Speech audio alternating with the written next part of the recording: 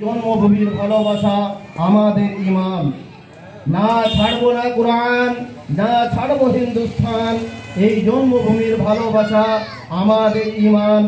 চক্র যেদিন দিয়েছিল ইংরেজ দুশ্মনী, চক্র যেদিন দিয়েছিল ইংরেজ দুশ্মনী, মুখোশ তাদের খুলেছিল হোসাইন আহমদ মাদানী।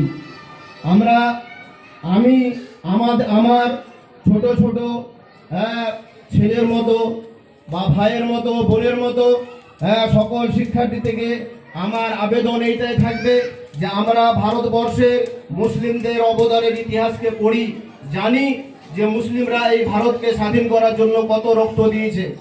হাজার হাজার আলেমকে এই স্বাধীনতা আনার জন্য কি করতে হয়েছে না গলা দিতে হয়েছে।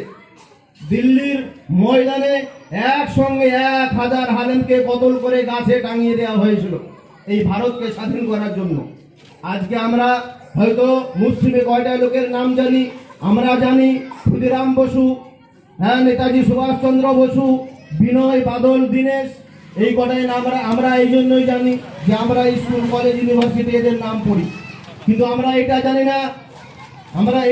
না যে হোসেন আহমদ মাদানী, আশফাকুল্লাহ, আব্দুল গাফফার খান, মৌলানা শওকত আলী, মৌলানা আবুল কালাম আজাদ, ইনারা আমার কাছে শত লিস্ট আছে, যেটা এখন বলা সম্ভব নয় যে মুসলিমরা এই ভারতবর্ষকে স্বাধীন করার জন্য নিজের জান মাল বিবি বাচ্চা থেকে কাটেননি, বরঞ্চ যারা রক্ত পর্যন্ত দিয়েছেন, যেরকম সাহাবায়ে কেরাম রাদিয়াল্লাহু তাআলা আনহুমরা দিয়েছিলেন।